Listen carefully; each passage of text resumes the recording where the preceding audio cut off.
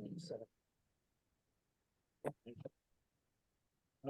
we were asked to record this, so that's problem for you, go hide. So I'm Jason Rasmussen with Mount Scotty. Thanks for joining us today, and I hope everyone on Zoom is hearing me. Can you hear me okay? Yep, good. So we really, this is Marion's fault. She asked to do this regional housing resources meeting, and I'm glad she did. I think it's a timely topic. We were getting asked, and they were getting asked to come to many different local board meetings. And I think this is a good chance to kind of share information amongst ourselves. And more than just with the housing trust. I think those of us in the room have a lot to share. So we're hoping that this is helpful for everybody. Is this just for us?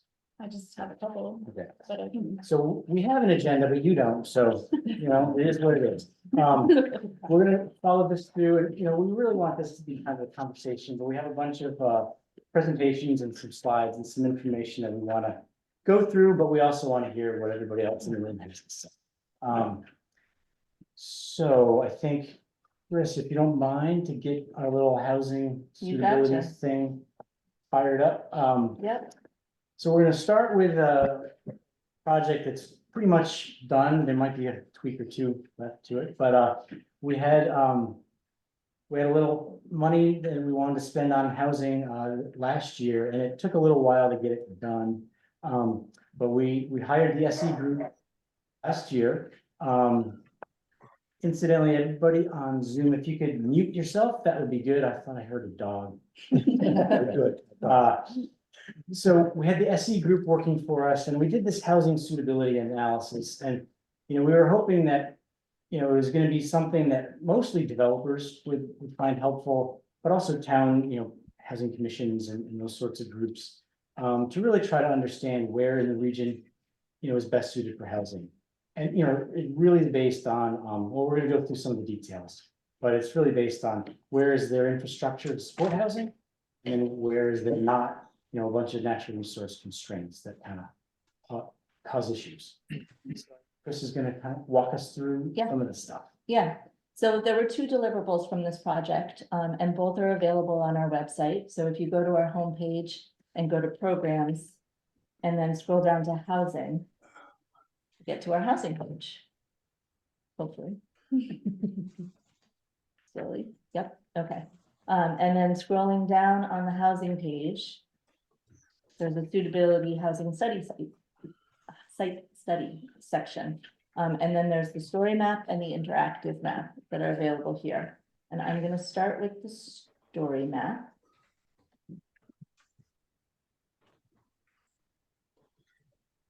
I don't have the best internet connection, apparently.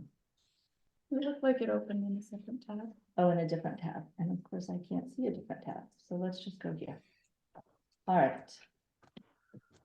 So coming into it, you can see, let's minimize you all over here, there we go. It starts by going into an introduction, just some bit of background about the housing needs in our region. And then scrolling down further. I'm sure you're keeping up with me. Then it talks about the study that Jason was just referring to, more background about that. And then it gets actually into the suitability factors. And what they actually looked at in this project. So it starts with the infrastructure that they reviewed. So the areas on green have are areas that have proximate access to critical infrastructure, things like water and sewer, roadways, sidewalks, and the areas in red do not. And then moving down, we move on to environmental constraints. And here, the map where it's green, there's fewer environmental constraints, and where there's red, there's significant constraints. And the areas that have hash marks, I should have said this before, are areas that are conservation areas, so they're completely off limits. And so the environmental constraints that they looked at were floodways and river corridors, resource conservation, and then steep terrain. So then we looked at areas that are in proximity to services. So the areas that are in light orange have more services such as grocery stores, gas stations, restaurants, things like that. Healthcare in proximity, and then the areas that are in the darker blue. They considered public transportation. And you can see that the areas of green are the areas where we have public transportation, so between Springfield and Ludlow, and then up the Route 5 corridor. Mostly. So then it moves into the story map moves into looking at some specific towns. I'm actually gonna, rather than go through it here, I'm gonna jump over to the interactive map and we'll look at it there. Did you have anything to add, Jason? Nope, you got it Okay. covered well. Okay. So coming into the interactive map, you need to click on Explore. And then the first time you hear, there's a pop-up that will come up that talks about some of the limitations of the project and some more details about the project. I've been here a few times, so I got that to go away. But you'll see that the first time you go onto the site. Then there's some instructions and details over on the left on how to use the map. We're just gonna jump in. So the legend shows, again, the hash marked areas are the areas that are conserved lands. And then looking at the areas that are most suitable are in the darkest green, and the areas that are least suitable are in the darkest red. And we can, from here, go and zoom into a town. And zoom right into the downtown. So we can look and see there. This is done at a it's a heat map, so it's a hexagon based overlay. So you can't see actual details of parcels, but you can get the idea of what the suitability is in the area. And so, oops, sorry, I have a hard time with the mouse on this computer. Don't mean to make you all nauseous. But you can see in downtown Chester, there's areas that have the darkest, which means that they are likely on water and sewer, have access to services, are in proximity to sidewalks, and have limited environmental constraints. So this is the, the public sort of version of this, so it's kind of pixelated. We will have more parcel-based data down the road, so we can kind of zoom in and get a little more specific. When, say, the housing trust or the town of Chester, somebody asks us for more detail, we'll be able to do that. But we don't want to share that publicly. We want to kind of have a fuzzy version for the public's benefit.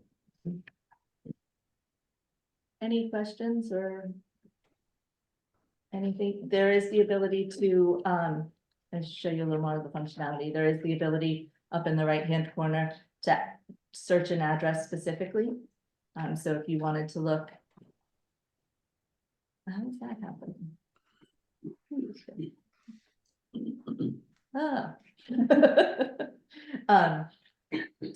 If you wanted to search for a location specifically, you could enter that in here.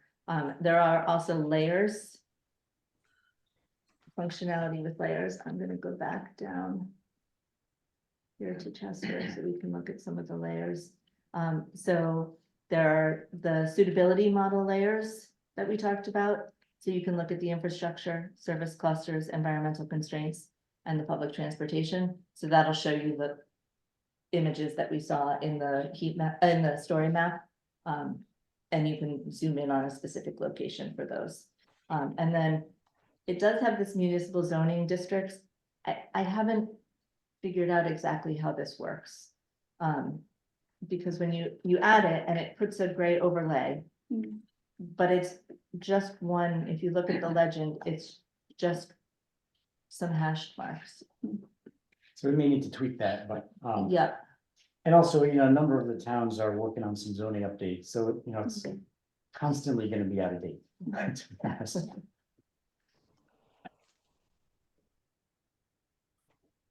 So that's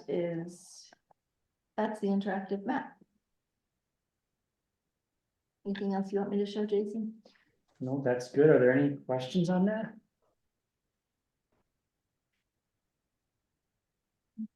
I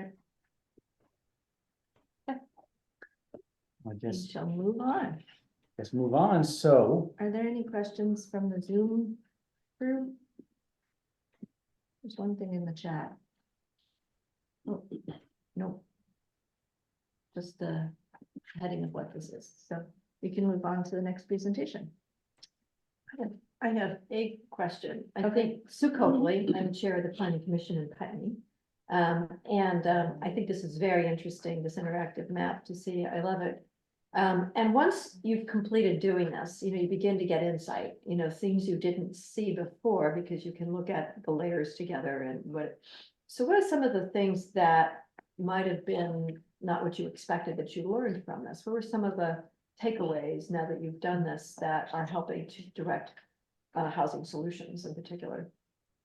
we were, kind of playing around with it in a staff meeting and, we thought, well, it's gonna be the water and sewer villages.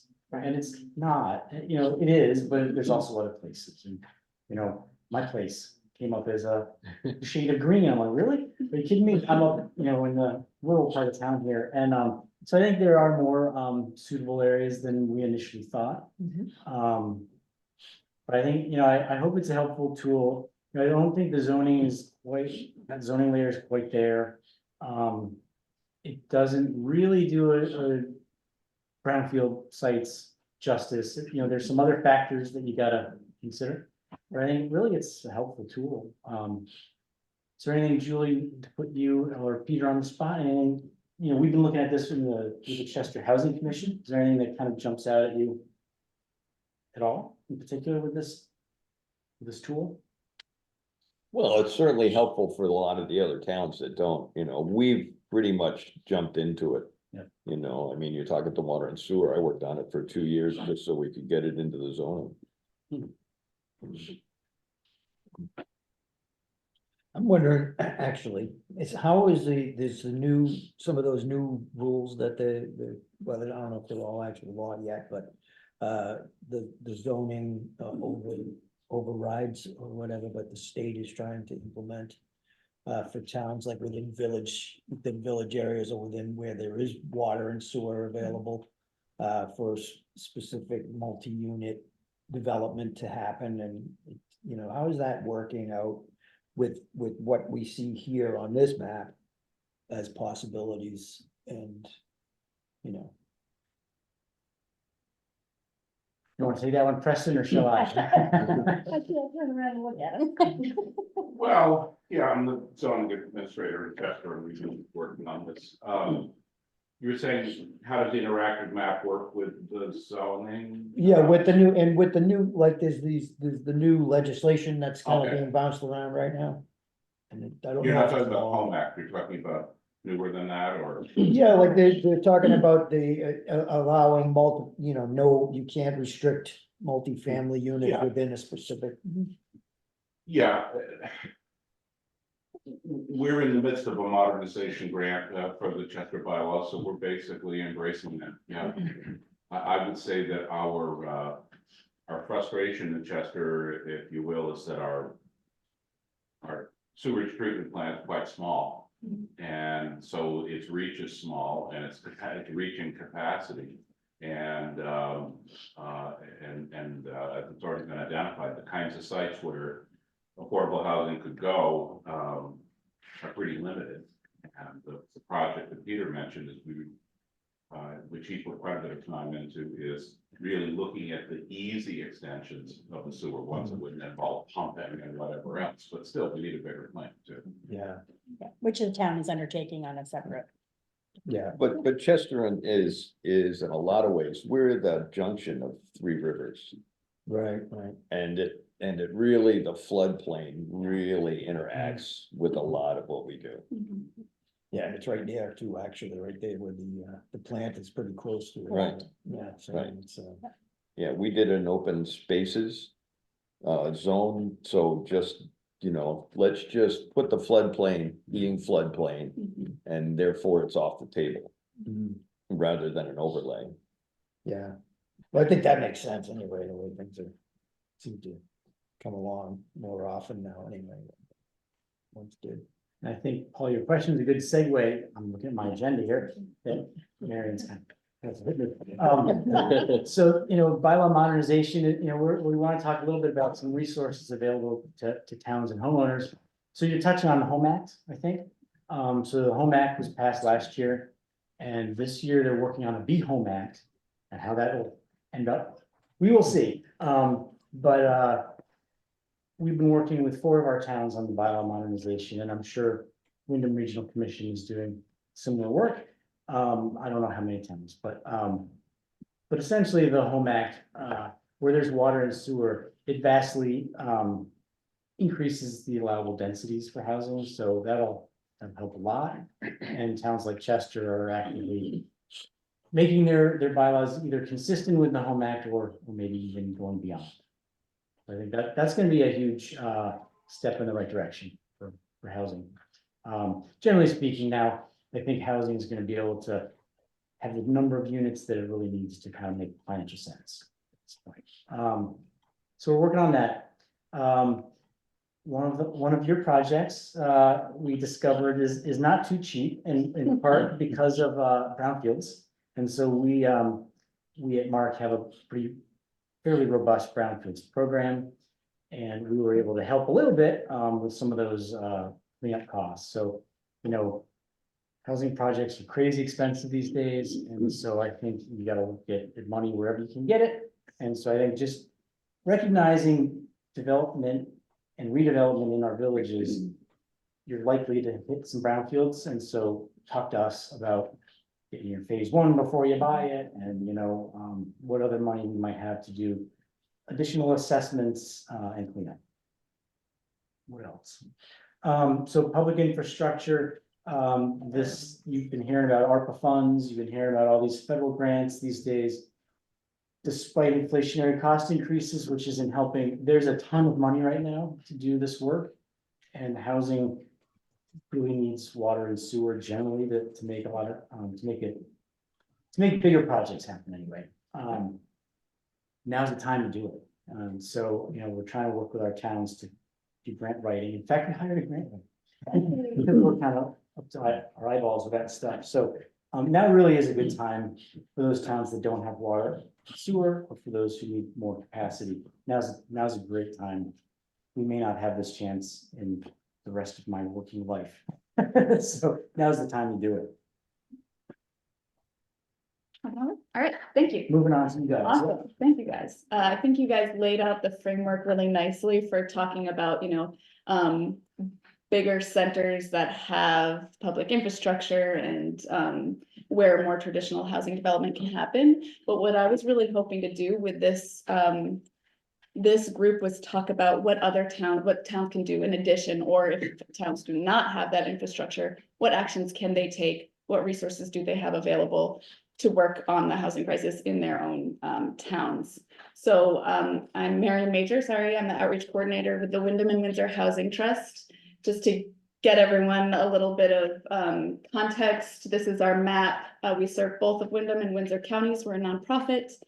We have a mission to kind of do affordable housing across the whole spectrum, from development, property management, to a whole home ownership department. And so if you go to the next slide. This is an overview of what we have. If you're hoping to really dig into downtown village center development, multifamily unit development, we did a really in-depth webinar with Mark and WRC. That's linked here. This presentation will be available to everyone. I've live linked everything, so hopefully it's helpful to everyone. And please check it out. It dives into, basically what do we look for in terms of getting a project started? How does it work in terms of budgeting and as a nonprofit, all those details. So it's a great resource. I would definitely recommend checking it out. In addition, we have Dave here from the Green Mountain Home Repair Program, which is a low-cost loan program to address health and safety repairs on homes. As you know, Vermont, this area has very old housing. And so this program is very, very helpful to help, deferred maintenance or homeowners who need to, address health and safety issues. Also, many of you may be familiar with the Vermont Housing Improvement Program. Paul Morano is here. He's our go-to guy. He administers a program for Windham and Windsor counties. He's very busy. And he will talk about that program and the impending launch of 2.0. And then Bruce Whitney will be on any minute, I believe, to talk about, he's the director of the homeownership program. He will talk about shared equity homeownership and our home buyer education. So go ahead, next slide, Dave. Thanks, Marion. Yes, as Marion said, my name's Dave. I'm with the Green Mountain Home Repair program at Windham and Windsor Housing Trust. I've been there about 11 years, or going on to my 11th year, 10 years. I want to point out, as I was preparing for this, I happened to investigate, what does it mean to be a NeighborWorks chartered member? And the formal name of the NeighborWorks organization is the Neighborhood Reinvestment Corporation, which I think is a nicer description of the work that we do. The reinvestment in neighborhoods. It's a little more specific. Anyway, yes, and we're working to provide permanently affordable housing solutions in southeastern Vermont, as Marion said. The Green Mountain Home Repair Program, it's a HUD-funded program. It comes to Vermont through the Agency of Commerce and Community Development and the Vermont Community, the CDBG, the Community Development Block Grant. So that's where our funding comes from. As a home repair specialist, I help folks identify and prioritize home repair needs, develop a scope of work, think about the budget, prepare them for those low-cost loans applications, and help them. Then after the approval of that, we help them with their construction project, finding and working with contractors and identifying possible sources of financial and other assistance in addition to our program funding. And we are of course open to partnering with any number of agencies, either through joint funding or making referrals. So we don't limit our provision of resources to the homeowner just to our program. We try to bring other resources to bear. At Green Mountain Home Repair, it's not as glamorous as building an apartment building, a sparkling new apartment building, but it has its own rewards. Our current environmental review, we projected that we would do 22 projects with an average cost of $12,750. We're currently at 32 projects approved or pending. The majority of those are complete or in construction. A few of them were completed with our partner organization at the time, no longer, but our partner organization at the time, Downstreet Housing and Community Development in their service area around Montpelier, central Vermont.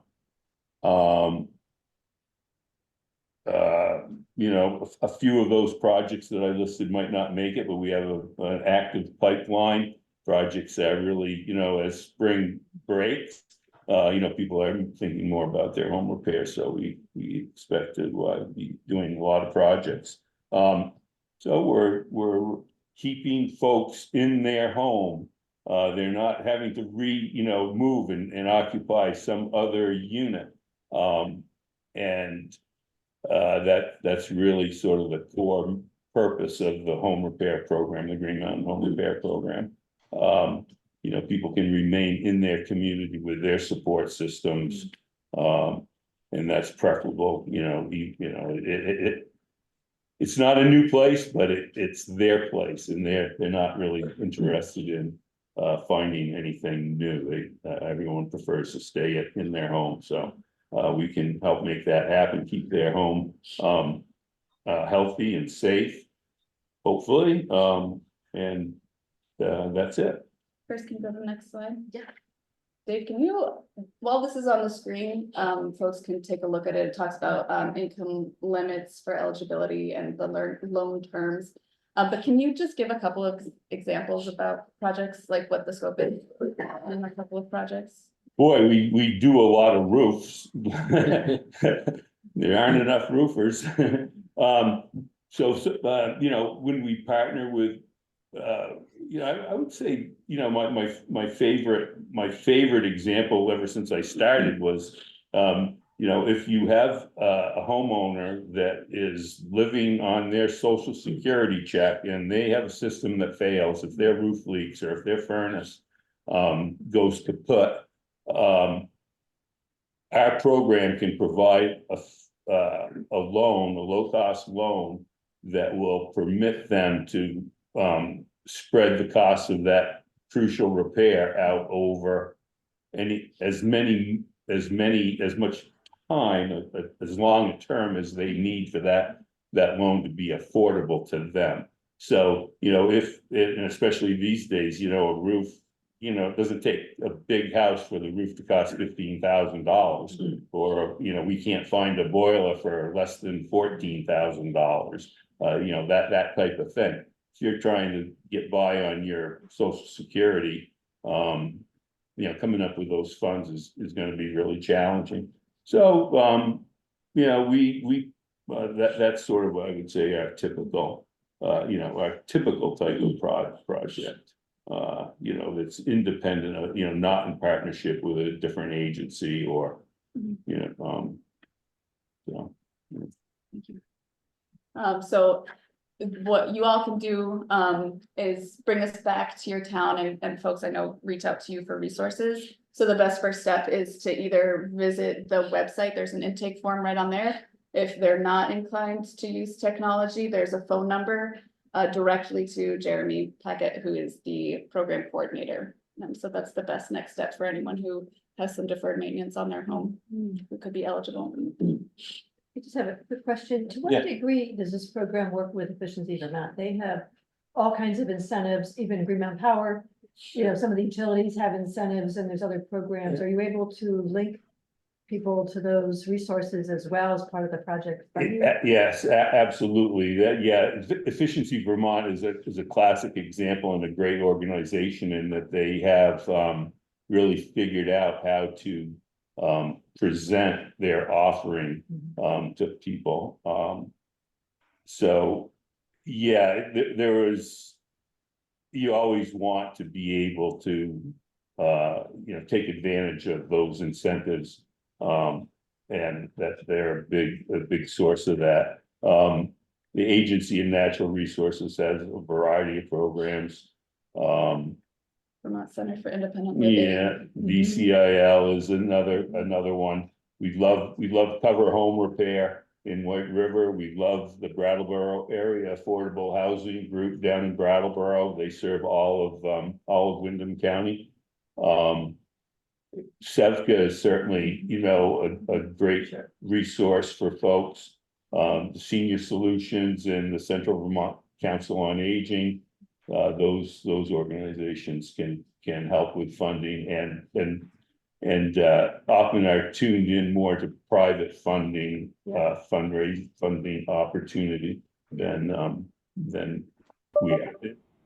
Are unique to their towns and their area. I was just wondering along the same line, what distinguishes it from something like SEVCA? Because SEVCA would normally have been my normal go-to for something like this, and so learning about it. So I'm just wondering, what is the difference? So SEVCA, you know, if someone's boiler, you know, failed in the winter or in the heating season, and they were a recipient of SEVCA services, primarily fuel assistance, you know, they would be eligible for a replacement. So I have to be careful. No one can really speak for the other organizations, right? They have to everyone's got their own unique, you know, requirements and you know, intake process and so forth. So we try not to do that too much. We don't want anyone to tell people, well, for our until, you know, we make that determination. So Sevka, you know, so that's a great opportunity for folks if they need that. If they need a roof, it would be difficult for Sevka to help them the way we can. So Sevka has an emergency home repair program. They can get someone in there. They have that's a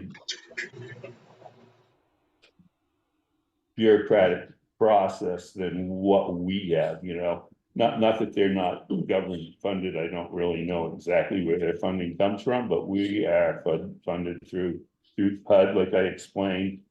That comes with quite a lot of burden. You know, when I talk about our environmental review or you know, just all the paperwork, you know, there's a ton. And the state's obligated to participate, you know, the whole ladder of participation, everyone's sort of, you know, get their little part in that. I'm the guy way at the bottom, the first rung. I passed my paperwork up. So Sevka, my understanding was that they maybe had a limit of 1,500 for their emergency home repair. So that's different than their heating equipment replacement program or their weatherization program. I think the other thing, we admire greatly the work that Sevka does. They've really accomplished a lot for the neediest individuals, but there's a population or a demographic group that is, you know, between Sevka and you know, a wealthier person.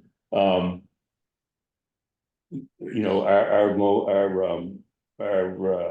income requirements, our income eligibility requirements, that's based on 80% of median. A lot of Sevkas they have a different way of measuring that type of thing. It's a sort of a percentage of poverty level type thing. I don't know. There's a direct correlation. I just don't know what it is. But we can serve a different, you know, a slightly more, well, I can't say affluent, you know, because that's not who we're serving, but you know, people that have a few more resources than what Sevka serves. So there's that difference. It might take a little longer, so it's a good thing. Boy, yeah, we're not set up. We don't have an emergency home repair program. A lot of It's times we can try urgent repairs. We can do our best. You know, there's a whole environmental review process. Our program is a loan program and there's a mortgage involved. So there's, you know, all those steps that go into what, you know, putting a mortgage on someone's property. You know, there's a loan review process. We make it as easy as we can, and we try to streamline it and not make it the homeowners or their contractors burden. You know, you don't want to saddle a contractor with extra paperwork and think that you're going to have a great relationship with them. All right. Thank you, Dave. Yeah. I don't want to, you know, we could talk about home repair all night, but I want to get to everything. So Yeah. let's go to VHIP. Yeah. Oh, there you go. Hi, I'm Paul. I'm the multifamily program coordinator. Words out of my title. But basically what the VHIP program is for rental units, first of all, so it's not primary it could be a primary residence. We'll get to all that areas, but it's basically to create rental units. And a little bit of history, if people aren't familiar, the original program was called the Rapid Rehousing. It was developed rapidly with CARES Act funding in 2020 when, you know, stimulus package came down to the state and they just put this together to get some people off the streets, basically. And so there was the federal government gave states money to provide housing for people that were becoming unhoused due to the pandemic. And so the initial program was basically get homeless individuals that were living in the motels. I mean, these were the primary target residents. And that program was, you know, it's basically it was, it was rapid in many ways. I mean, we had from, you know, basically I came on, to Wyndham and Windsor in September 2020, and we had from September through the end of, to 12/20/20, which is a date that will live in infamy in my brain forever, because we had to have all these units leased, everything completed. And by that period, and during a pandemic, it was really hard. Contractors were coming back from COVID, and then Congress being what they are, in the final hours of that night, 2020, they extended the program. And so the money was able to stay in the state, so we did a round 2 of VHIP round 2. Still similar, all of the criteria were the same. So basically rental units, so we targeted blighted properties that were vacant for long periods of time. We were providing $30,000 grants to rehab units. And that was both the rehousing, so basically $30,000 rehab vacant blighted properties. And so that's how that really began. So it was a really popular program. A lot of people made a lot of phone calls, and so the program continued under its current name, the Vermont Housing Improvement Program. They actually had, it was the Vermont Housing Incentive Program. Someone changed it, so that confuses me.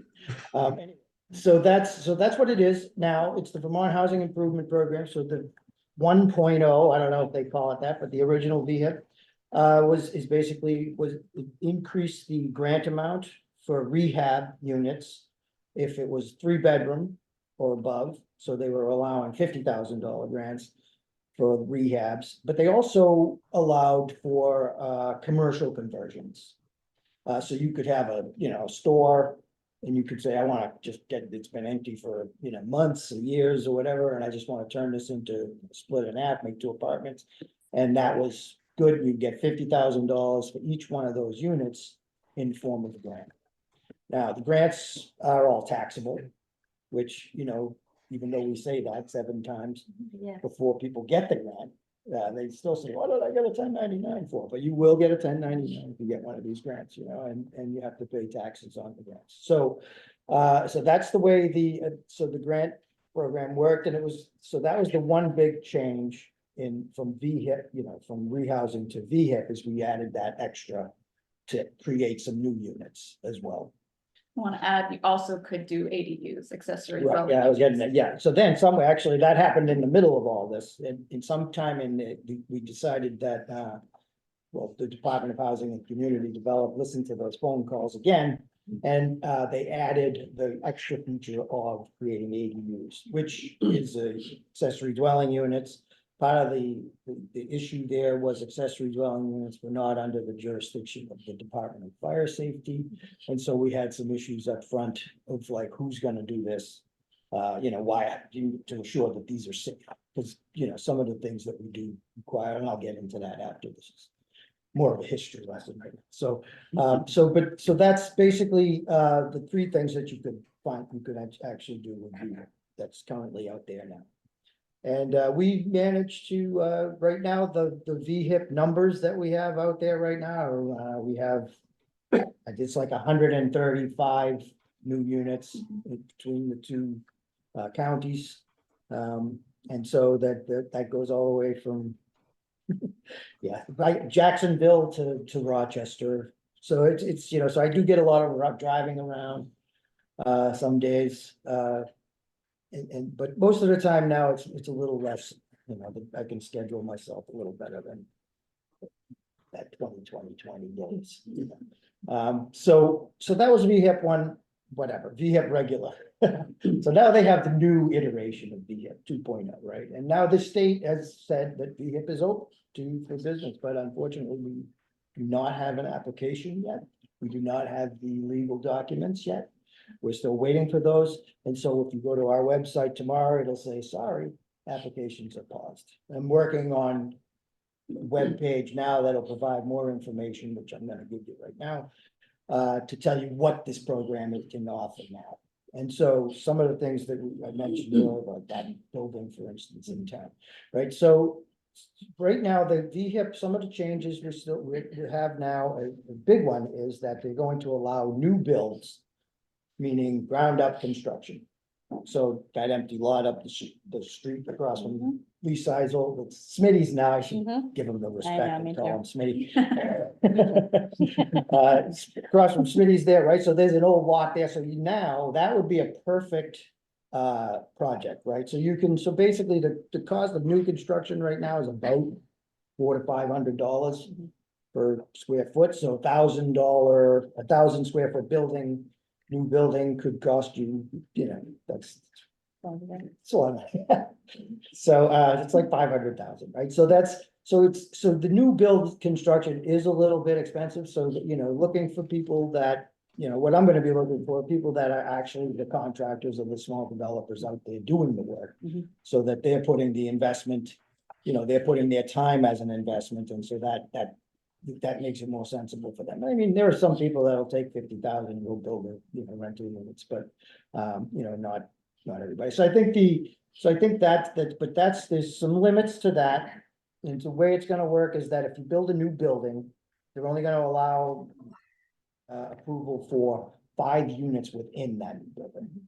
So you can't build anything more than 5 units in a building.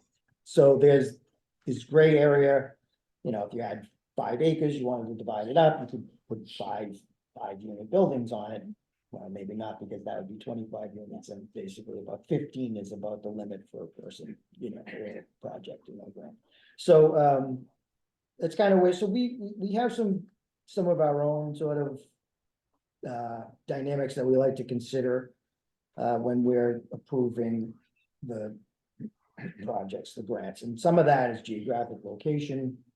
And, like, in what towns, and that consideration in there is like, what does the town have? And what for needs, and so, there's Whitingham, but, building a 30-unit building in Whitingham doesn't make sense, And so, towns like that do have water and sewer, are towns that, where there's some population in the area and people are really trying to get something going. If you take a place like that has a vacant building that was once a grand old hardware store, which I used to love to visit. But, and it's just a big old empty building right now. So these commercial conversions, which are also $50,000 per unit, you can say, take that building and build 15 units inside that building. So that would, because it's considered a rehab, right? So you could take that building and convert it into a multiple rental unit building. And in some towns, it makes a lot of sense. Like, there's a good area, you got the store right there, there's other rental units in the area. So these are the things what I'm looking at when I go around and, look at these applications, and I come out and, for site visit. I'll get to that too, actually, in a minute. But so these are the kind of things that I'm looking at. What does the town need? How much do we already have in that town? Have we already worked? Because we've been working in, for 3 years or more, and so we got a lot of units out there. And so some of these towns that are smaller towns have been saturated. Some towns, like I know Rockingham, they could use more, right? And they have, and Springfield has, the capacity. So some of the things I'm looking at is like, I'm gonna say, well, Chester, what is your water and sewer capacity? How many units can we fit there before I start approving things, And so, so these are all good things. So what I could know, to know from towns would be, like when people come to you, I make them find out if they can get a water allocation. Right? And so if they go to the town and then you say, oh yeah, you got plenty. So, I need things in writing.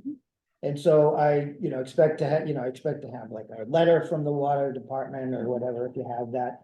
And just to say, yep, it's okay. Some people have official forms and some people have, they just send out a letter with a, letterhead, and these things are fine, and when the zoning is also a big thing too, because, if you have a review board that says, oh, no, we don't want to convert that beautiful old hardware store into rental units, And so if that, so then knowing whether or not that has to go through the review board, so when a person comes to the town with, and says, I gotta, I'm applying for this VHIP, and they said I need a town approval, I gotta need some approval, even if the town doesn't have a zoning permit. So like, I gotta know that they don't have to go through, because I've been in situations where they say, no, we don't have a permit. And then next thing I know, I'm sitting in the development review board saying, what is happening here, And so it's really important that people understand, like when they go there for an ADU, the Department of Fire Safety has to approve every project that we do. And so an ADU that's is inside or attached to the primary residence, it would be considered like a change of use, and the primary residence has to pass the fire safety as well. So that means the fire department, so usually I'll tell the people, you gotta get the fire marshal in there to do a walkthrough, is your best bet, because, if he comes through and looks at this as a commercial property, it doesn't necessarily mean if he says, oh, you gotta have wired smoke detectors, for instance, throughout your house. That wouldn't necessarily mean if you don't do the ADU or whatever, you would have to still do what he says, that's, so having a walkthrough and sometimes the towns, like I know that in some towns, the town fire chief will do it, if he has the time, and he knows pretty much the building codes too, and he can kind of give you an idea, and a lot of times they'll do it for free. The state fire marshal will charge, I think it's like $150 or something to do a walkthrough. But so that's like ADUs, or that ADUs are, we have two, I think there's two in Chester that got built, and this time around, and there's 2 rental units being built there right now. Oh, yeah, it's two rental units on right on the green there. Yeah. And so that's like 4, so it'd be nice to have some more in Chester, so I would love to see more going up there. Trying to, this is really where my what we're trying to do is to really spread this out as much as possible. Now, as it stands now, the state has set aside about $20 million for all 5 homeownership centers. And of course, so we have to all send in our request for this is how much we think we can spend. We could probably spend the whole $20 million in Wyndham and Windsor counties, so that's, it wouldn't be, it'd probably drive me a little crazy, but I think we could, it's definitely a need, and think about, some of the things that you see in the towns, like there's this, it's not always, some of these, rental units, they kind of blind on the outside, but the property owner is trying to keep them, keeps the interior okay, right? So they're occupied already. So the other new thing in VHIP 2.0 is that we're going to allow for occupied units. So to be rehabbed, right? So you can also get grants for common area stuff, so roofs. This one I was really excited about, because if you walk around Rockingham, I had another program in Rockingham, and I used to see slates falling off roofs everywhere, and and I couldn't find money for it anywhere, and so that was a little frustrating. So now with this program, at least on multifamilies, you could apply for a grant and say, okay, I have this unit here, unit A or whatever, it's a rental unit. And I'll add this unit, I'll encumber this unit through the covenant on the deed. And apply for a $50,000 grant to fix the roof and the siding. And so if you have some buildings in town, and I think most towns have these buildings that, just have kind of fallen apart, and everybody wonders why they're not getting fixed. So this could be a way to do that, to help these houses along, and the neighborhoods, and so that's really what it is. If you have a house that's really crumbling around you, and it's not a healthy thing to look at every day. So that's the other thing. And the other thing that's important is that it's not only going to be a grant now. So the 5-year grant is gonna be a 5-year grant that's gonna continue, but it's also going to allow for a 10-year forgivable loan. And yeah, Well, I just want to clarify, 5-year grant, meaning there's an affordability term of 5 years, 10-year being Yes. affordability yes. Yeah, term of 10 years. yeah, so that's the, so that, I mentioned the covenant, so that's kind of, yeah, so so there's gonna be like a 10-year loan, so the difference between the two, this 10-year loan will be forgiven 10% a year. And so one of the things about the grant is, as I mentioned before, is that it's, it's taxable, and so is the loan.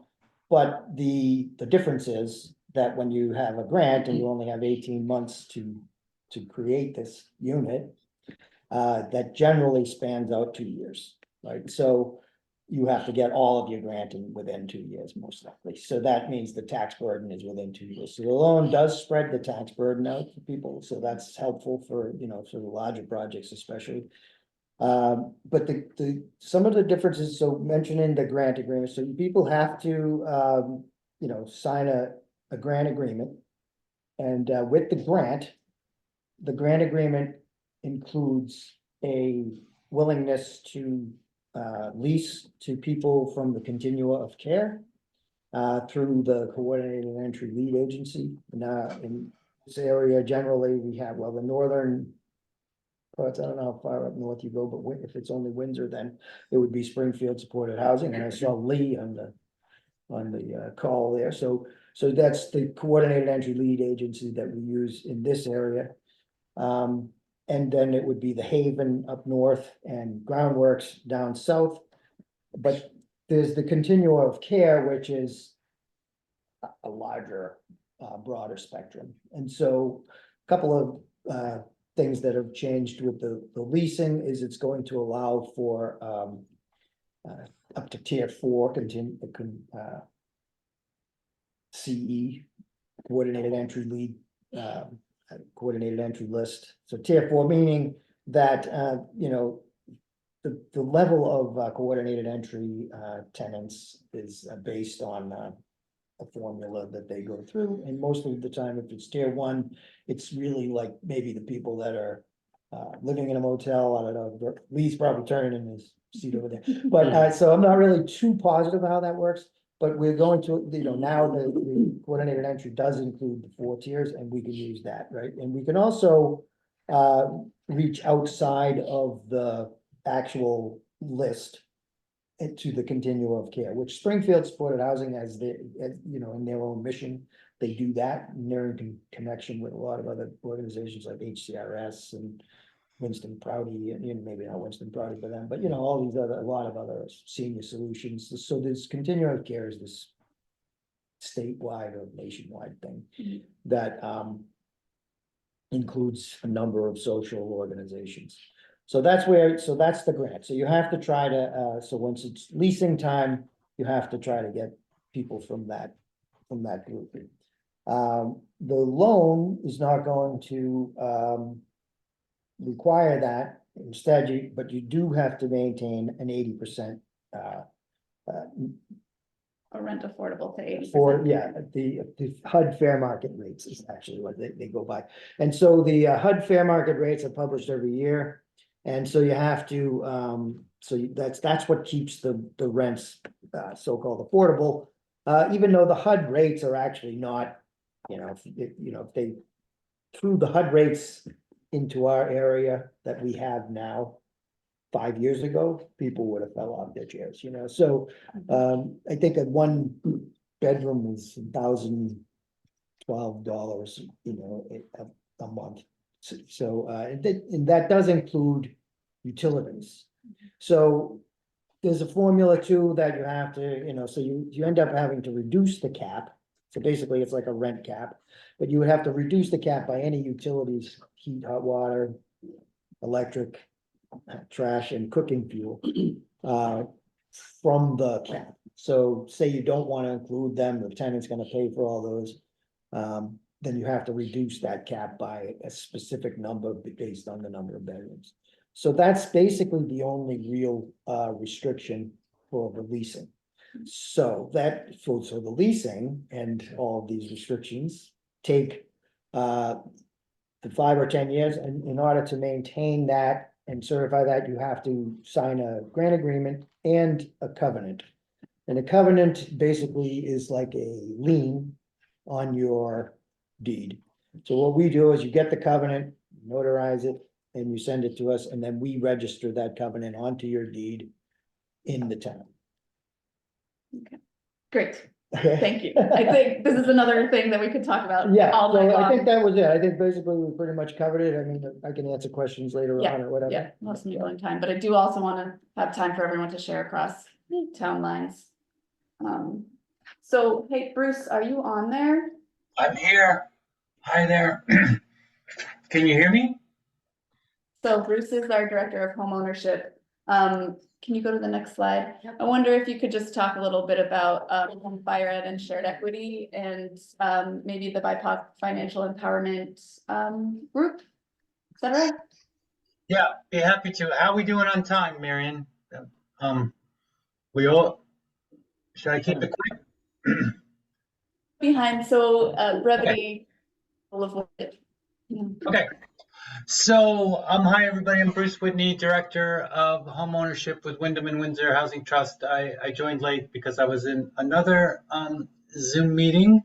So, one of the things we do is provide pre-purchase education and counseling to anyone who wants to buy a home. And we have no income qualifications. Anybody of any income can participate in this. And we do have people of all incomes participating in our homebuyer education and counseling. The first step is to take our homebuyer education workshop. It's in, well, we have two versions. We have a version that we produce ourselves 10 months of the year, approximately every month.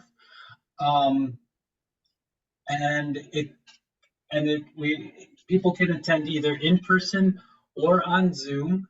And that's 8 hours on a Saturday. And then the other version we have is eHome, which is online, work at your own pace, 24/7, but it's not dynamic or interactive. You're reading a screen. So people are choosing both of those depending on their preference, and it's all good. And they each cost $99. Once that's completed, then people can meet with one of our HUD certified housing counselors, and we'll work with them to analyze their credit and budget and guide them through the process of buying a home. And people can attend as few or as many of those sessions. It's, you now have a coach that's going to work with you to buy a home. If you want to access that coach a lot, great. If you don't want to access that coach that much, that is fine too. And we cover all of Windsor County and all of Wyndham County. And we have a counselor working in Windsor. She lives in Heartland. And most people meet with her remotely, but if people want to meet in person, we'll find a location, a mutually agreeable location. So there's a link to how you register for the homebuyer courses on the slide. So definitely direct people there if they're looking to buy a home. We're really proud of our market share. I mean, it's a tough housing market right now, right? There's not a lot of inventory. Prices are high, interest rates are high, but our market share, as far as the number of people buying homes, somewhere between 15 and 20% of those people have gone through our home buyer workshop. So we feel really good about the success we're having. And then one of the things we do help people with as well is access down payment assistance programs. And there's a lot of them. And they, tend to be, well, they are income eligible based. Some are BIPOC based, some are first generation based. Sometimes there's a difference in definition between whether you're a first-time home buyer or not.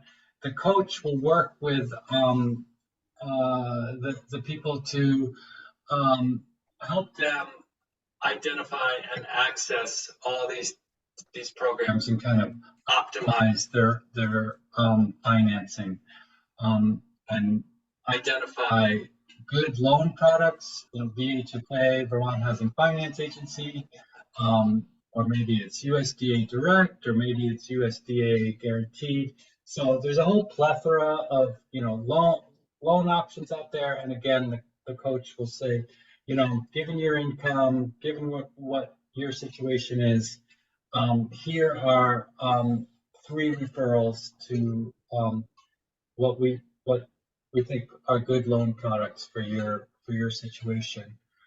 And we have a down payment assistance program of our own that we qualify people for, and that's called shared equity. It's the community land trust model, where we own the land underneath the house and lease it back in a 99-year lease. And it's a large grant. It's up to $80,000 right now. And in exchange for that large grant, there are strings. People agree that when they sell, the grant will turn over to the next buyer, and when they sell, they'll keep 25% of the appreciation that the house earned during their ownership, how much it increased in value during their ownership. They keep 25% of it, and they share the other 75% with the next buyer. Many people think, oh, well, we come in and grab that 75%. No, it is shared with the next buyer, and that way it stays affordable. The home stays affordable each time it sells, and in fact becomes more affordable. And in this case, it's the state transfer tax that's funding the program. And so there's just a one-time investment from the transfer tax at the first time we bring a home in, and then it stays affordable because of this mechanism of each owner paying forward to the next buyer. And then we also are very pleased to be working with a collaboration of programs on the BIPOC Financial Empowerment Program. There's a link there on the slide, and it is designed to help BIPOC people interested in buying homes or other financial empowerment things that they're looking at, an affinity space where they can work on issues, learn from each other, and have access to coaching and education that's BIPOC-led, BIPOC-centered. So we're a fiscal sponsor of that program, and anyone who's interested can look at the programming. And then I don't know if I have more time. I could just talk a little bit about our upcoming collaboration with the Upper Valley Habitat, and also if there's a lot of town personnel here, talk about how we might be able to identify more housing lots. So, but let me just briefly just tell you about the Upper Valley Habitat project that's coming up. They have purchased land in Weathersfield, right along Route 5, and they're in the very early planning stages of doing an 8-unit development. We're partnering with them to provide this education and counseling and access to the shared equity grant. So it's a partnership. You can go to the Upper Valley website and their project page and get more information. And if anyone's interested in that opportunity for purchase, they can sign up and register for Habitat. So I'll stop there and see what questions there are.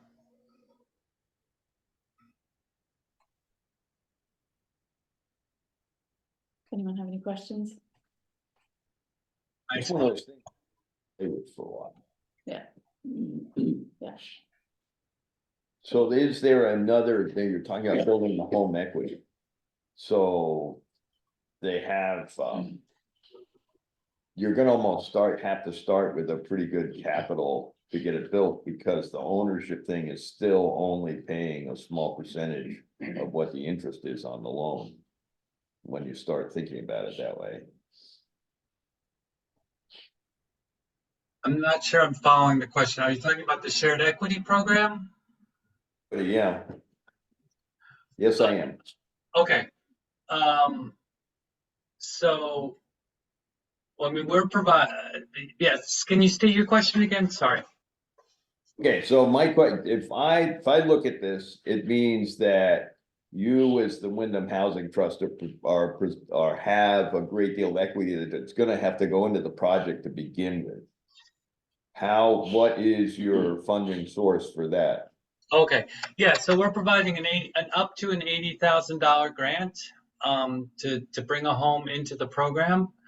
The funding sources through the Vermont Housing and Conservation Board, and the underlying tax is the transfer tax on sales. When you buy a home, you essentially pay a sales tax, a transfer tax, the property transfer tax. So a certain percentage of that goes into the VHCB budget every year, and a certain percentage of that is allocated towards the shared equity program. Hope that answers your question.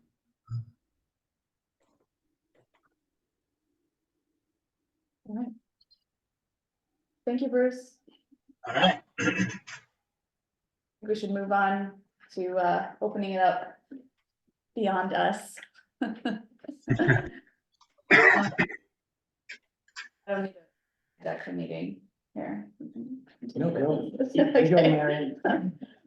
Gary is here from the town of Rockingham, Gary Fox, and they've done a lot of work on housing in the town. So we invited Gary, and Sue Fillion from Brattleboro is also on the call. So I think both of them sharing a little bit of their experience is great. And also having this be kind of an open format for people sharing across town lines. I also want to say Vital Communities is here, talking about their support of towns. So I definitely chime in with your strategies, what you're working on, your questions.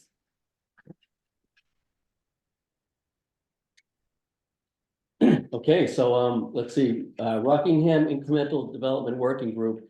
A few years ago, housing was clearly an issue for us. The large employers in our village had good jobs open, people coming to interview for them, couldn't find good places to live, quality places to live. And that was the first piece of anecdotal that came up before the housing crisis that we're in now.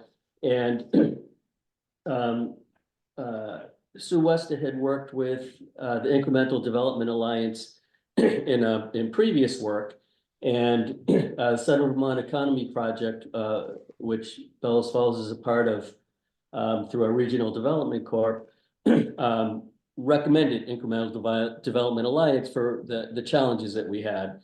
And so there, we raised funds. They're not inexpensive, but they have consultants that work on building a coalition of knowledgeable, educated citizens in incremental development. So we have a lot of housing with deferred maintenance.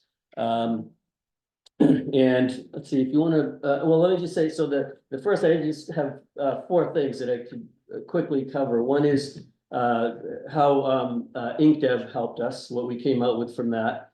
What we have for housing rehabilitation assistance in Rockingham.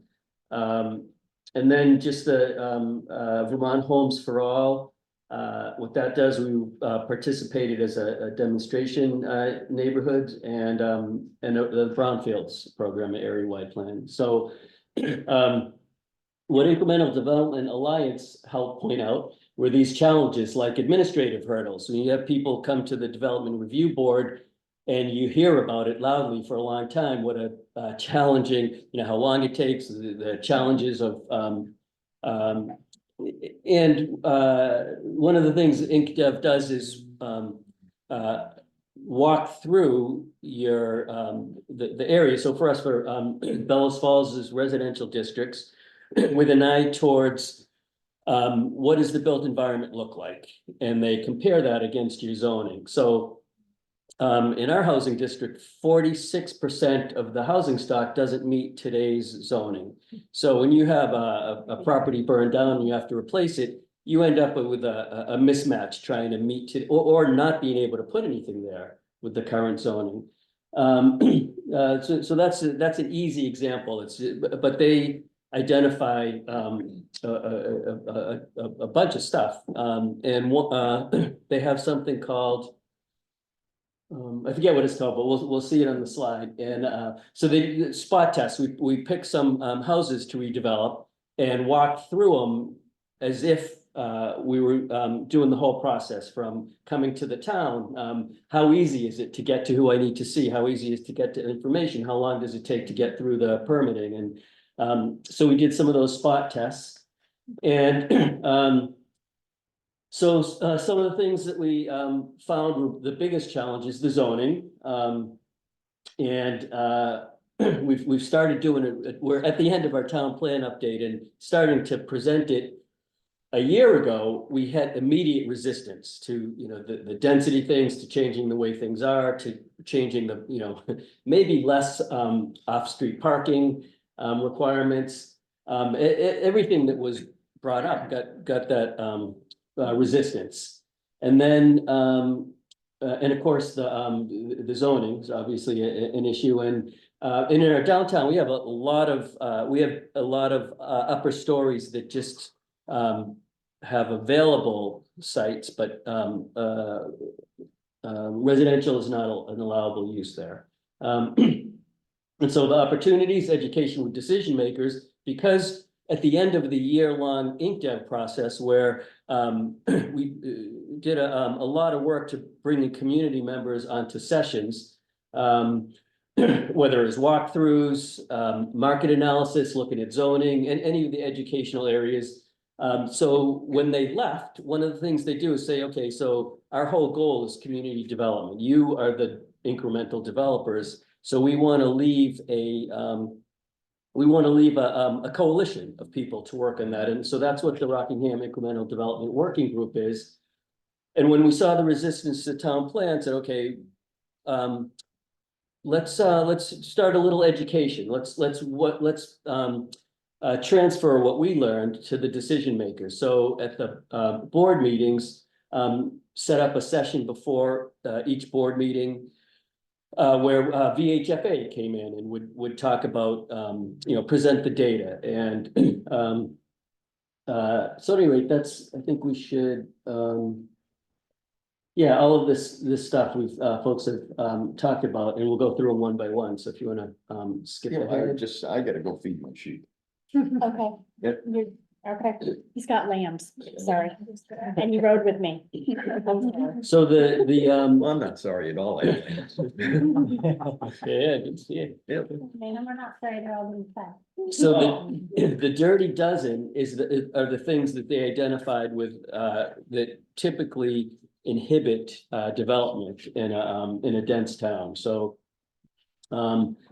that was incremental developments. The non-conforming zoning was the first one of those, but they have 12 standard things that are a challenge administratively to development. If you want to go to the next one. Next slide. So this just shows what we were talking about. There's our residential district is all of this, and the 46% non-conforming. We can move to the next section. And this just shows the parcels. So 7,000 square feet is the minimum. Those are the number of parcels in each size. Can we move to the next slide? And there's things popping up on this slide. There we go. So this is, when VHFA came and presented, let's see, 58% of the homes in Rockingham are 1939 or older. So that's pretty old housing stock. I mean, usually we think about, okay, 1978, lead paint, you gotta look for before, but boy, you go back to 1939 and you run into all the building materials have asbestos in some place or another. And so at any rate, there's challenges with the old housing stock.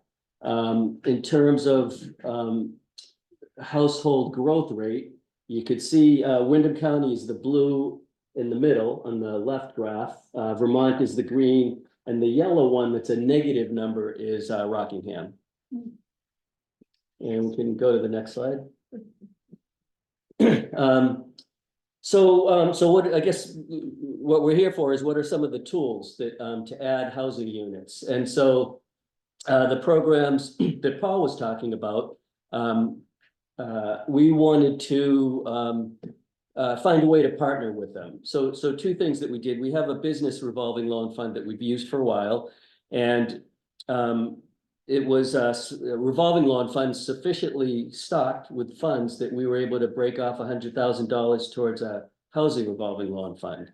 And so the committee brought that to the select board, created that fund, policies, applications with the team. And I think actually Bruce and Paul participated on that team and helped designing the policies for that. And we secured a $50,000 USDA housing preservation grant. And so that grant allows for repair and rehabilitation, but you have to choose between if you want single family or multi-units. And so we have a number of housing issues in both categories, but we started with the multi-unit ones. Just for adding units, there were a lot of available units that just weren't online because of the shape they were in. And because of the Windham Windsor Housing Trust Program, which for this partnership, we called it the Rockingham Rental Rehab Grant Program, but it's basically the grant program that Paul was talking about. And so we continued with from the USDA grant to have $5,000 in a grant to add to basically a matching program. So at this point in time, the Windham Windsor Housing Trust Program was $5,000 per grant, but it was over 2 years. So all of the houses that we were working with it were in a second year, and we're able to have $10,000 total. So we matched it with a $5,000 loan to replenish our revolving loan fund and build that in $5,000 grant. So someone wanted to add units, they had $20,000 to work with, and $15,000 of it was granted, was just there to help. Yeah, so we went through 3 houses, $10,000 each, matched to $10,000 each, and had 6 units altogether. Some of them, offline, brought online, and some of them just retaining their ability to be online. Can you switch to the next one? Next slide, please.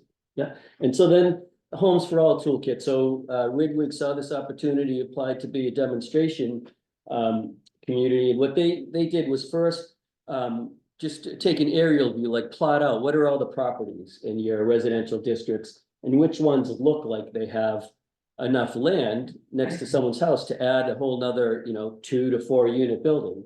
And then work with the community to fine tune that. So how many of these can actually take another building on them? And then contacting the owners, how many were interested in doing something.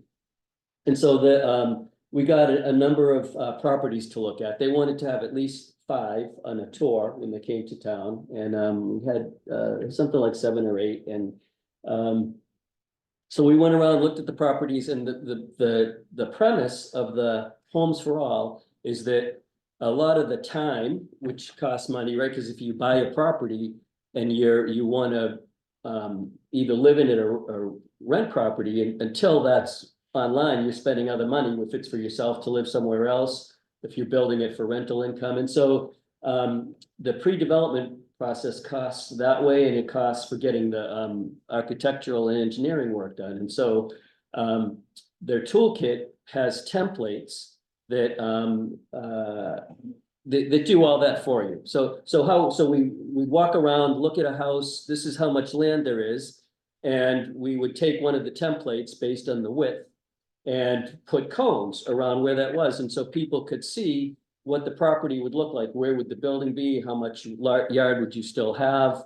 Did it look okay? And surprisingly, a lot of the owners were very happy with what the results look like. And so those templates, they have all the design and engineering done. So they meet fire code. You know, the bathrooms are all ADA for different configurations. If you have a narrow long lot, if you have a a wide or short lot.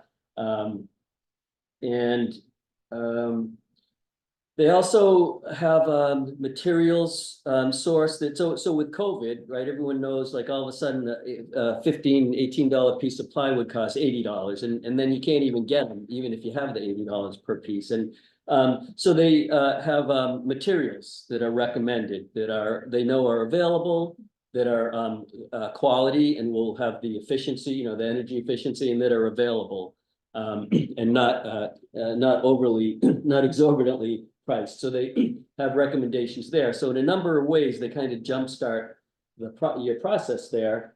And then the last piece, which is not yet done, and Marcella has one of their toolkits. So they just a couple of weeks ago finished the toolkit is their guidebook for the developer to take and build out their project. And so those were the first 2 pieces.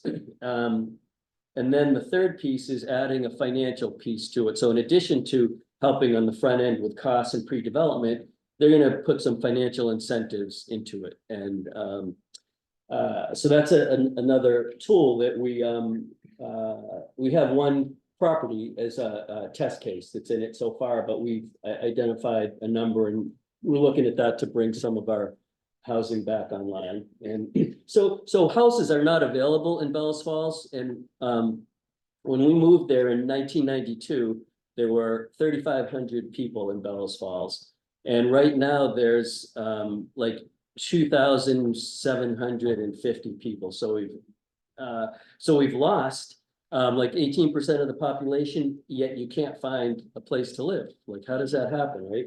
So deferred maintenance from large houses, families coming down to 2 people, then 1 people can't change. So anyway, getting living units back online is really important to us. So next slide. So then the Brownfields program through Wyndham Regional Commission, we did an area-wide plan. So we have a large section of our downtown that is post-industrial. It's been kind of dilapidated and needed something since I think what I heard when I moved there was that 1955 was the first time when they started looking at redevelopment for this. And there's been some properties that have come along, but a lot of it is still derelict, needs brownfields treatment, some demolition, some can be saved. And so in this plan, there is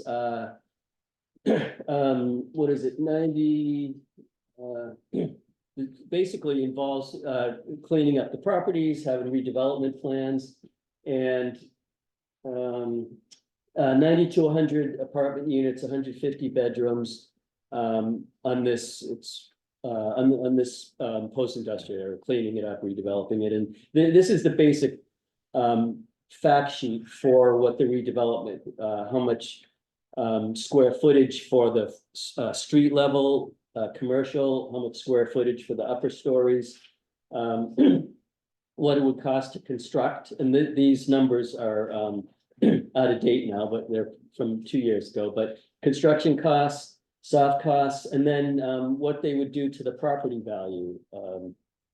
So for instance, there's different tools that you can use based on the incremental tax you get. There's tax incremental finance district, and I think you guys might have one in Springfield. You basically, you get the base level of the taxes in the area you're redeveloping, and you project how much they're gonna increase by. And you can use something like 80% of that 10-year increase to do your public improvement project. So for this area, this is on an island in the middle of Connecticut River. It's an island because it's a hunk of granite. So just to have it improve the sewer, water and sewer to serve this much development, that street has to be blasted. And the streets are all like from 1880s, they're too narrow for, so widening streets, having them walkable, you have this, complete streets, you have a sidewalk with a little strip of grass and a tree between it, and maybe a 4-foot sidewalk. Right now, some are like 18-inch sidewalks, and they're right on the road, and the roads are too narrow anyway. So at any rate, this provides information to use, tools like TIF that can get that public infrastructure done. And so that's the last tool, and we're not the only town. There's probably other towns that can make use of the with the brownfields, with the area-wide plans to I think that, well, yeah, I'll leave it at that. Thanks, Gary. So real quick, Sue, do you want to add a little bit? And also, please feel free to jump in, folks. Yeah, obviously, we're trying to fill in a lot of information in a short time. If you have to go feed your chickens, that's why we're doing this. But Sue, if you could give us a lightning round version of what's going on in Brattleboro, that would be awesome. Yeah, sure. Zoning's pretty dry, so I'll keep it quick. Thanks for having me. We've been doing a lot of zoning work in Brattleboro for several years now, actually. We've used a lot of tools that the state has, so I just want to, I'm sure you know it from the Regional Planning Commission, but just call your attention to it.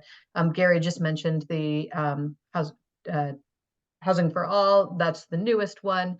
But several years ago, they worked with the Congress for New Urbanism, and they did the Zoning for Great Neighborhoods project, which is kind of it's all kind of going along together.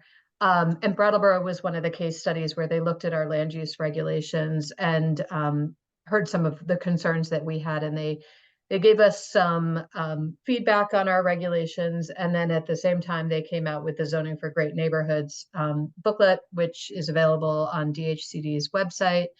And when COVID hit, and we knew that we already knew there was a housing problem in Brattleboro, but also in the state. We had a landlord come to us and say, I want to, convert my garage and get another 2 units on my property. And we found lots of barriers, and we knew we were in a hot housing emergency. So actually what the town did is we called on those resources, and we actually got rid of our density standards in the zoning in our developed districts. Our developed districts are those that are served with water and sewer. And I know not all the towns in your region necessarily have water and sewer, but we kind of jumped on that through an interim ordinance with the select board saying the housing crisis was kind of the impetus. And after we did that, the sky didn't fall. We didn't all of a sudden have 50, million more units being constructed, because within zoning, there's all these other controls, right? There's your setbacks, there's parking requirements if you have them. We have some design requirements as well. So it really just allowed, 1 or 2 units in certain locations where people were interested in doing it. And, probably like a lot of your communities, Brattleboro has a lot of multifamily housing. And so 1 more unit when there was already 5 was not having any impact on the neighborhood, on our water and sewer system. And it provided more housing. So that's one of the most meaningful things that we've done. And like I said, the sky hasn't fallen. We also received a bylaw modernization grant the first year that the state had those out. So if you want to look for zoning fixes, that's a great program to look at. we focused again on our developed districts and really went after our review processes, some of our more of our zoning standards. And then we stripped back a lot of the design requirements that we had in there. For example, in multifamily housing, we really wanted to get some larger apartment buildings for areas like Putney Road to get a lot of new units into town quickly. Obviously, the market's not working that way, but one of our requirements was, each apartment needed to have some sort of private space, whether it was a patio or a balcony. And after talking with developers, all those things drive up costs because a lot of times they're using modular construction and all of a sudden you've changed it up on them. So those can really be killers to creating new housing units. So we peeled back those a little bit. In terms of review process, now what we have is a lot in line with where the state is moving, but we moved a lot of things administratively. And we created this new missing middle housing overlay district. So that goes over all of our water and sewer areas. And it allows, if you're familiar with the term missing middle, it's really about housing form. It's not necessarily about the affordability of it. So you're looking at those multi-unit, housing, 5 to 9 units, maybe it's townhomes, maybe it's a cottage cluster. So those kind of development patterns that, pre-World War II were pretty common in our towns.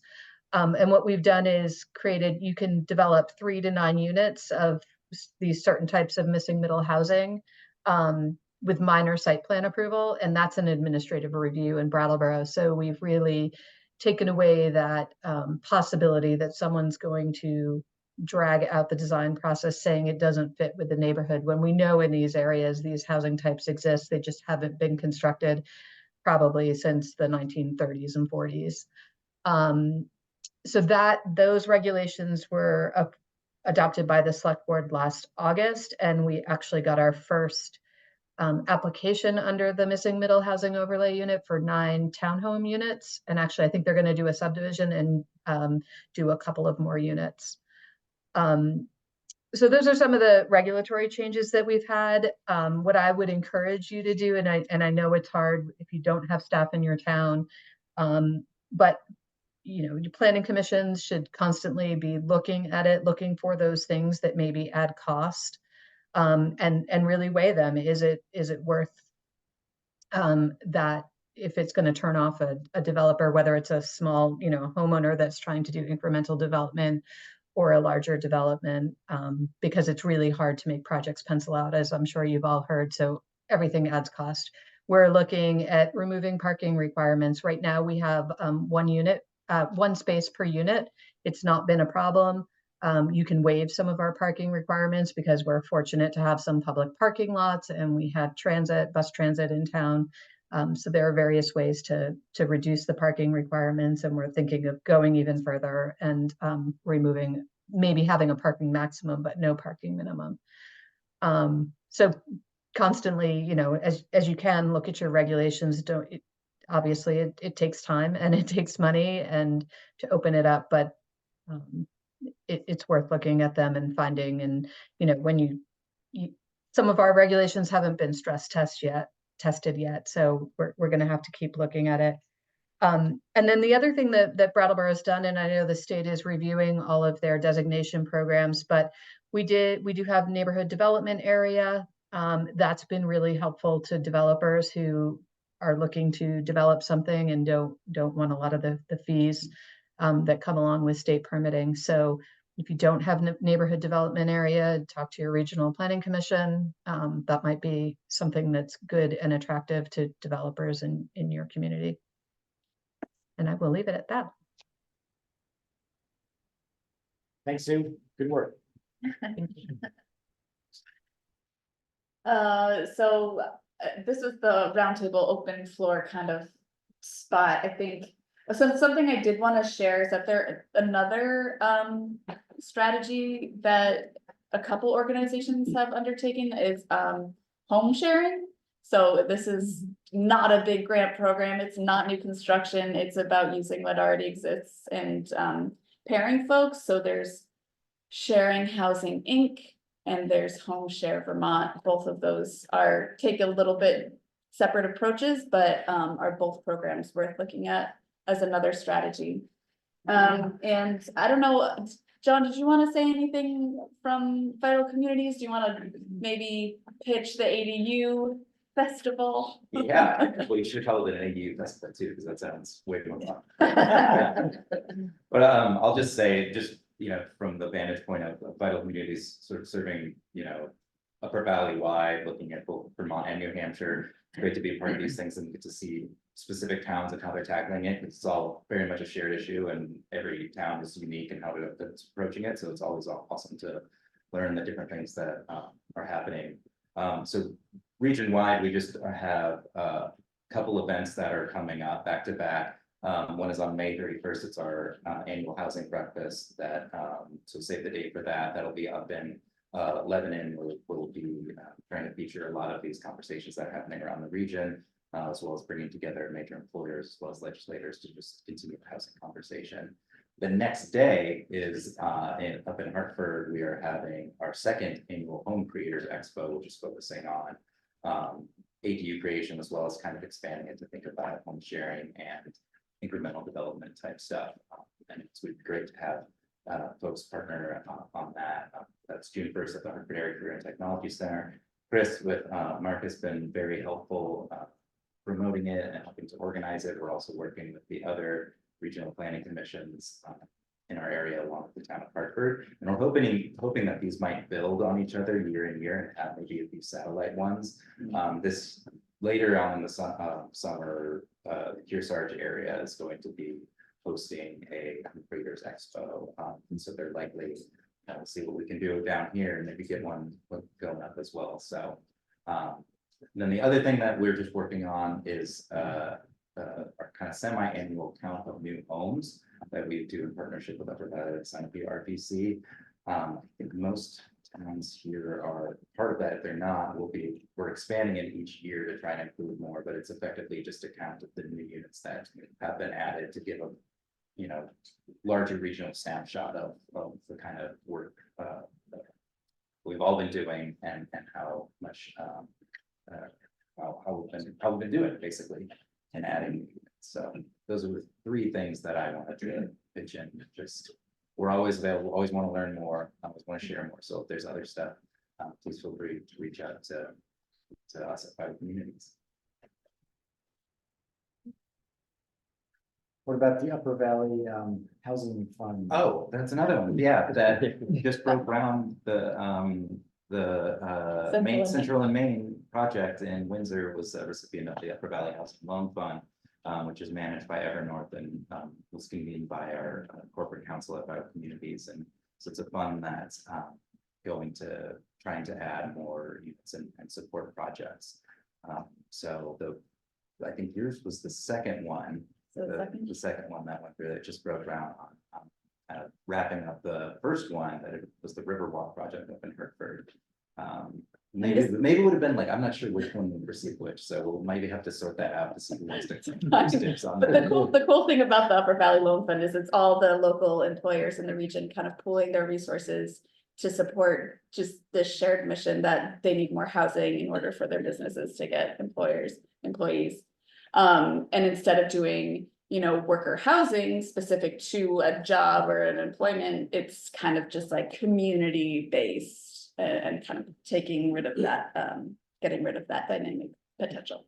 And I'll also say that we're nudging them to try and set up another fund or expand or modify the fund to make space, because right now it's sort of capped at 30 units. You're able to sneak in and are not capped, but that's the minimum. And the Central and Maine project was able to sneak in at 25, but it's focused on larger multifamily projects. And it would be nice if there was able to be one that could focus on maybe just a little bit smaller scale, maybe even have something that was similar to like a revolving loan that worked on ADU.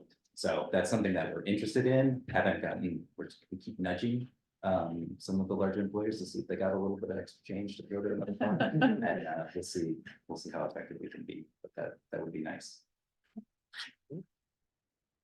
Hunter, yeah. That is a segue. Can I impose upon you for about 2 minutes just to introduce myself? Yeah. so that people won't go home wondering who that strange face was at the pager meeting. My name is Hunter Reesberg, and I've just finished 4 decades of public service as a town manager in various places across New Hampshire and Vermont. And I had retired this past summer and was at home, enjoying the construction of my to-do list and my bucket list, and the phone rang, and an old friend of mine, Harold LaValle, who some of you may not recognize that name, LaValle Building Supply, was on the other end of the phone. He's a fine gentleman who I've come to know over the years and greatly respect. And he said, "What are you doing?" And I said, "Well, I'm just, working on stuff." He said, "Yeah, but what are you really doing?" And I said, "Well, I have a to-do list." And he says, "Well, come and have lunch with me." And at the end of that conversation, he said, "Look," he said, "we have 650 employees across the state of New Hampshire. They're the largest building supply company in New Hampshire and actually New England, I believe." And he says, "We're really becoming quite concerned about this whole housing issue." And he said, "I want you to come work for us." I said, "Harold, it's not my space, I'm not coming over to the dark side, I'm still a public servant at heart." And he said, "No," he said, I just want you to come and work for me. I just want you to help us advance the interests of providing affordable workforce housing. That's all I want you to do. You're gonna answer to me and Larry Hewitt, who's the president. And that's it. So I said, "Yeah, that's a real issue. And I'd love to become involved in that." So most of you don't know that LaValle Building Supply also owns Preferred Building Systems in Claremont, which is a modular construction, home construction company. And they do some really remarkable things.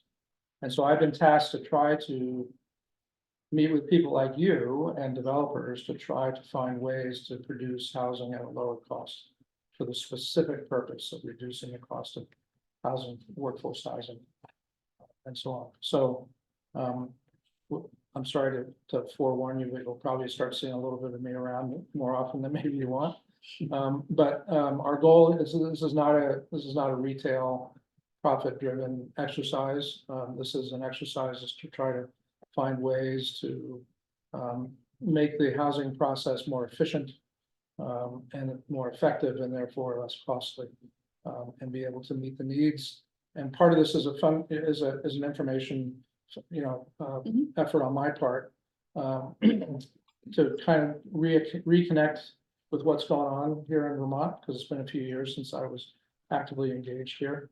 So it's a little bit of a fact-finding mission to see how our efforts, how well they match the interests of folks like you. And by the way, I want to give you one side comment. Please don't ever question whether or not what you're doing is worthwhile, because nothing would be happening without you. It's the grassroots, on the street, frontline folks like you guys who are making these things happen. So it's your unsung heroes in a lot of cases, but keep after it, because it's a critical aspect of our communities and our economy. And the bigger companies around will readily tell you how difficult. In fact, when I was in a hiring position, I had regular difficulty hiring and retaining staff because they couldn't find a place they could afford. They couldn't find a place that was of any reasonable quality. The quality was off, the quantity was off, the price was way off.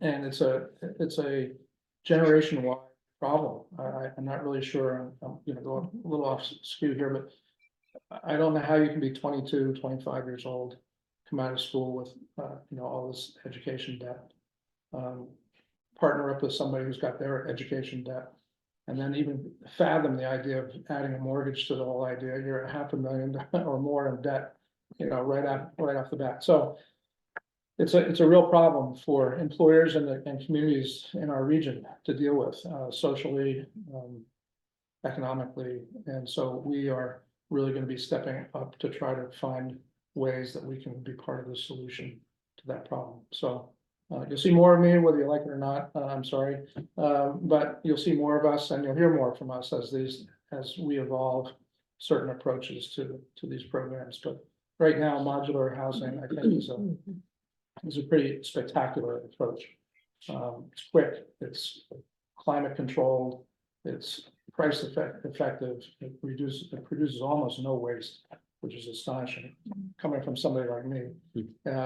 With my age, looking back on when you built a house, there was the house, and then there was a giant dumpster next door to it, overflowing with all the, the excess materials. That just doesn't happen anymore. This is all very computer, very IT controlled.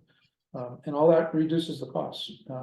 And LaValle's, that controls most of their supply chain. They either own the supply chain or they own the company they're buying materials from. So I think that contributes greatly to being able to produce a product that can be on time, on budget, and delivered to the site specific, on demand. So all reducing costs. So anyway, I appreciate you allowing me to come and visit. I kind of miss being where you guys are. It's a tall task and good on you. So please, if there's any questions, please feel free to reach out to me. I think we might have a question. Bruce? Hi, this is Bruce Whitney, Director of Home Ownership with Wyndham and Windsor Housing Trust. I would love to have more conversations with you, because the nut to crack for, like, as you were mentioning, even a fairly high wage person is a down payment. And new construction almost always is going to require a down payment because it's a little bit risky, even just plopping a modular home on a lot. So I'm trying to crack that nut, and it sounds like working with the LaValle's and with preferred builders would be good. I'm already doing some things around modular building, and I've got a lot in Springfield where I'm putting a modular home, but the kind of the down payment thing is one obstacle that we have to get over. So can I put my contact in chat, or can you get him my contact information, and we'll love to have a chat. I'm being told to talk to Marianne before I leave. Okay. Thanks. You talk to Chris. I think you're already also talking to Lori Hershey. Yes, I am. About getting involved in our. He's confirmed. She's one of my old Confirmed already. coworkers. Yes, and confirmed right to Harold himself. He's thrilled. Yeah. And by the way, sorry, we worked with the Londonderry Mountain Towns Housing Project. That was a volunteer build, and they purchased a shell from LaValle as the basis, and then they finished the construction. So, panular construction is also a good methodology. So. Oh, and plans that they tell me they've never done. Yep. The way it's been presented, they always want to mess with it. But they. Right, not chicken. It's just regular old units. But that they've also come forward with a base plan for an ADU unit, which I call glorified tiny house, which is really great, and really contained and brought right to the site, and so it cuts back on a lot of site weather related costs. You're not going to find your house being delayed by 3 months because it's been raining all summer, Right. That sort of stuff, and so it's I'm pretty optimistic about it. And but for this, I'd still be retired. But Harold is a good man. Good, honest man. He's a good businessman too. But this is not about business. He's felt directly the impact of trying to house 650 employees in decent housing. I mean, everybody deserves decent housing. But they have a lot of employees who are struggling with this, and he and I both fully agree that the economy just doesn't work well, or in some cases work at all, without having housing options for local employees, and the quality of that housing is very important. My son is looking at his first job and looking at California, so he's getting a reality check as to what housing really, how bad it can really get, because it's 30% worse than it is here. So it's everywhere. Do you have a quick question? Well, I just wanted to make a quick, maybe potential connection for you. So in Brattleboro, we have a gentleman with Logic Systems who's actually doing modular kitchens and bathrooms that maybe would fit nice into your modular construction. But yeah, I mean, we are seeing, when we talk to developers, it's more about the modular. And again, another reason to look at your regulations and make sure that you're not adding all these extra things that kind of throw that out and drive up costs. I'm quite surprised by the process. The more I learn about it, you know, it's triple inspected. They're built under very rigid quality control standards. And we're happy to talk with anybody who's interested in, it's, you gotta do it as a partnership. The day of having your own silo and having everything away, and it's long passed on. Yeah. We really together to find the best ways to move forward. Yeah, so Jason Van Nest, who owns Logic Systems, has a storefront right now, kind of a workspace on Main Street in Brattleboro. But if we get contact information, I can Okay, thank you. All right, can folks. reach So out. up on question. 6:30, but I know that there's one more question, right, Marcellus, but maybe we can, this might be the last. We can wrap it up. I just, since we didn't get a chance to ask about VHIP, I had a few VHIP questions. One is, in talking to WHHT about getting funding through them, they're suggesting that we package our proposal in groups of ADUs, if that makes sense, instead of one at a time, so that we could do projects in which we receive VHIP funds, and then we can also get funding to accomplish them that's outside of the VHIP fund realm. So I'm wondering, we have identified about 25 units in Putney, and they fall into 3 different categories. And how would we do a proposal? Because I know it's a little bit more complicated, but it makes a lot of sense when you've got someone that's gonna be developing right in the same area. So there's like an ADU, there's a single family home, there's a barn renovation. Some of those things will include ADUs and require VHIP funds, and then some of those things are gonna require other kinds of funds. But while you've got the excavator and you've got people in that land area, they can actually accomplish a lot and do it for a lot cheaper. So, ideas? Well. Well, can I jump in? Hi, Marcella. Who were you speaking with at VHFA? Do you know who you were speaking with? Is it I'm not hearing you, sorry. Mike's not picking you up right now. Can you Seth type in Leonard. there? Can you in type it chat? in? Seth Leonard. Seth Leonard. Seth Leonard, okay.